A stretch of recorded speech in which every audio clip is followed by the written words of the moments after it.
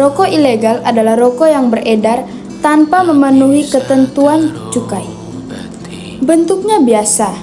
Rokok tanpa pita cukai menggunakan pita cukai bekas atau menggunakan pita cukai salah peruntukan. Dampaknya adalah kerugian penerimaan negara, persaingan tidak sehat bagi produsen resmi, serta gangguan kesehatan karena produk tidak terstandar.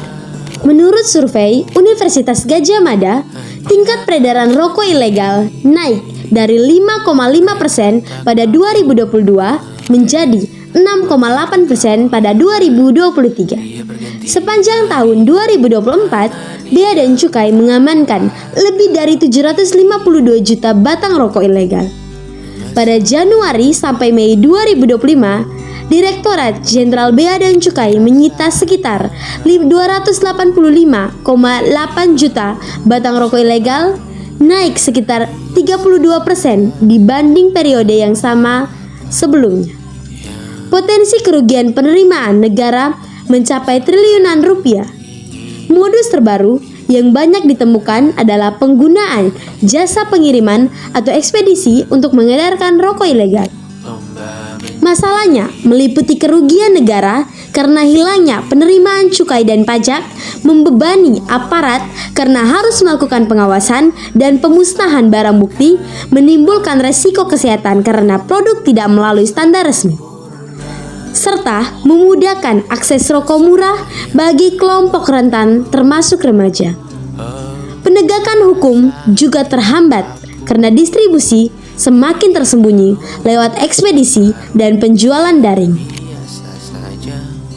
Langkah pertama biasanya adalah produksi atau pengadaan barang oleh pihak yang tidak memiliki izin, termasuk rokok impor yang tidak lewat jalur resmi.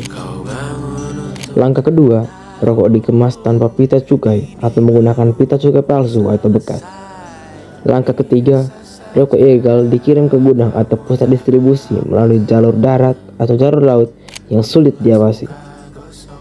Langkah keempat, barang dikirim melalui jasa pengiriman atau ekspedisi dengan penyawaran sebagai paket biasa. Langkah kelima, rokok ilegal disalurkan ke toko kecil, warung, pedagang asongan, dan bahkan marketplace daring. Langkah keenam, konsumen membeli rokok ilegal karena harganya lebih murah. Langkah ketujuh, pelaku sering menggunakan cara mengelabui seperti pengiriman di malam hari, pembungkusan palsu, dan perantara agar sulit terlacak aparat. Dasar hukumnya adalah Undang-Undang Nomor 39 Tahun 2007 tentang cukai. Pasal 54 mengatur sanksi bagi yang menjual atau menyediakan barang kena cukai tanpa pita dengan ancaman penjara minimal 1 tahun sampai 5 tahun dan atau denda 2-10 kali nilai cukai yang seharusnya dibayar. Pasal 55 mengatur pemalsuan pita cukai dengan ancaman penjara sampai 1 dan 8 tahun dan denda 10-20 kali nilai cukai. Pasal 56 melarang penimbunan, penyimpanan, atau penjualan barang kena cukai yang diduga berasal dari pelanggaran cukai. Penyidikan dilakukan oleh Bea dan Cukai, kemudian dilemparkan ke kejaksaan dan diputus pengadilan. Barang bukti biasanya dirampas dan dimusnahkan. Solusi penyelesaian masalah distribusi rokok ilegal. Solusi yang sudah dilakukan pemerintah antara lain operasi penindakan intensif seperti operasi campur rokok ilegal oleh Bea dan Cukai, pemusnahan barang bukti agar tidak kembali beredar, serta edukasi masyarakat tentang ciri rokok ilegal dan cara melaporkannya. Pemerintah juga mendorong koordinasi antar instansi, memperkuat regulasi termasuk pengawasan marketplace dan jasa pengiriman, serta memanfaatkan teknologi pelacakan pita cukai. Di sisi lain, peraturan tarif cukai yang adil dan dukungan terhadap industri legal kecil juga penting agar tidak memicu maraknya rokok ilegal.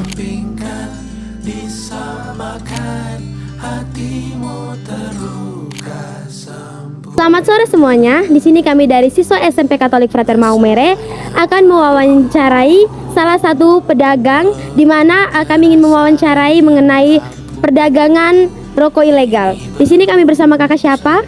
Ayuli. Jadi kami juga menyiapkan beberapa pertanyaan. Pertanyaan pertama, apakah kakak pernah ditawari rokok ilegal?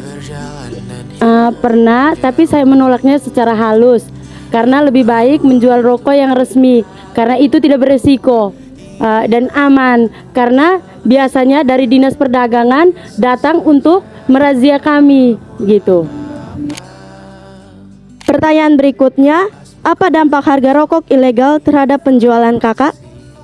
Baik, terima kasih karena saya juga tidak menjual rokok tersebut. Saya mendengar dari pedagang-pedagang lain yang menjual rokok tersebut, mereka mengatakan bahwa banyak konsumen yang lebih memilih untuk mengkonsumsi rokok ilegal itu karena mereka merasa bahwa rokok itu tuh lebih murah. Jadi mungkin pedagang-pedagang yang lain merasa bahwa rokoknya lebih murah, jadi mereka lebih menjual dan mereka banyak menghasilkan uang untuk rokok-rokok yang ilegal tersebut. Baik kakak, jadi kak ingin bertanya lagi. Menurut kakak kira-kira seberapa penting penjualan rokok yang legal atau rokok yang bercukai? Oke, baik. Yang pertama, rokok itu tuh penting yang berbea cukai atau legal itu. Yang kedua, rokok yang berbea cukai dan legal itu kan dia memiliki pajak. Nah, dari pajak itu pemerintah bisa memfasilitasi UMKM kami. Oke, terima kasih. Apakah kakak sendiri tahu ciri-ciri dari rokok ilegal itu? Baik, karena saya tidak menjualnya, saya banyak melihat masyarakat yang mengkonsumsinya. Yang pertama, ciri-cirinya itu tidak memiliki pita cukai. Yang kedua, harganya lebih murah. Terima kasih kakak untuk waktu dan kesempatan yang sudah kakak berikan kepada kami. Tak mampu